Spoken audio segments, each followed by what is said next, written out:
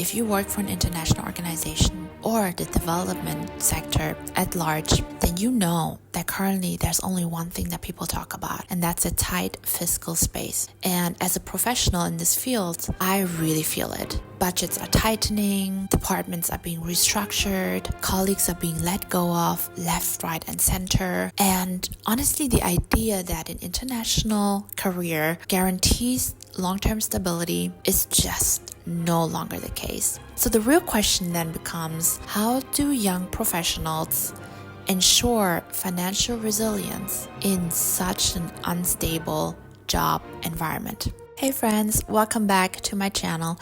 My name is Amy and I currently work as an external relations officer at the UN in Geneva. In this video, I'll be sharing with you 4 strategies to build your financial resilience in an uncertain job environment.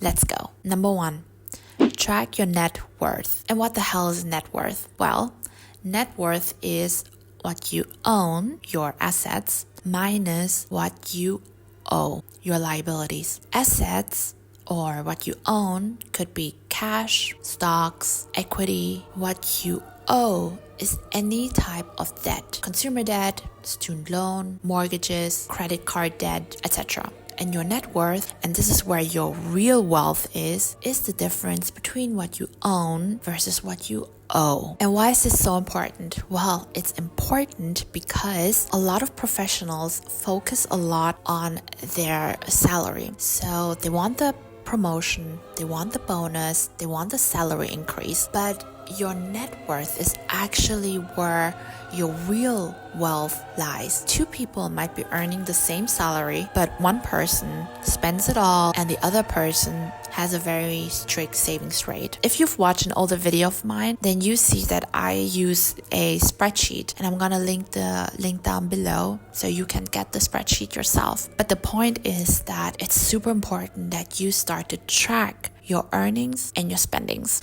Number 2, maintain or even better, increase your savings rate. There are 2 strategies. 1 is through earning more, or 2 is by spending less. And one thing that has really helped me is the finance rule of 50-30-20, whereby 50% of my net income goes toward essentials. And essentials means rent, food, utilities, etc. Anything that is essential. And 30% goes towards my wants. And this could be workout classes, my hair, getting my nails done, you name it. But 20%, and this is a fixed savings rate, goes towards my savings account. And this is an automated process. Number 3 is to start investing early. Warren Buffett famously said that compound interest is the 8th wonder of the world. When it comes to investing, time is really your best friend. I really advise you to start investing as soon as you can. It can be a small amount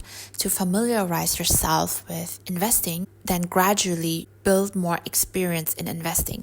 But the most important thing about investing is that you start early and that you do it consistently. And number 4, build skills that are transferable and that can truly travel with you across industries. And this could be strategic communication, negotiation, stakeholder management, policy analysis, data literacy that are valuable not only within international organizations, but also within the government, consulting, the private sector. Your best safety net is really to have transferable skills that are valuable across industries so that you have options. This wraps up my 4 strategies on how to build financial resilience in an uncertain job environment. So the 4 principles that I outlined are actually quite simple. Number 1 is track your net worth. Number 2 is to maintain or increase your savings rate. Number 3 is to invest the gap between what you earn and what you spend. Number 4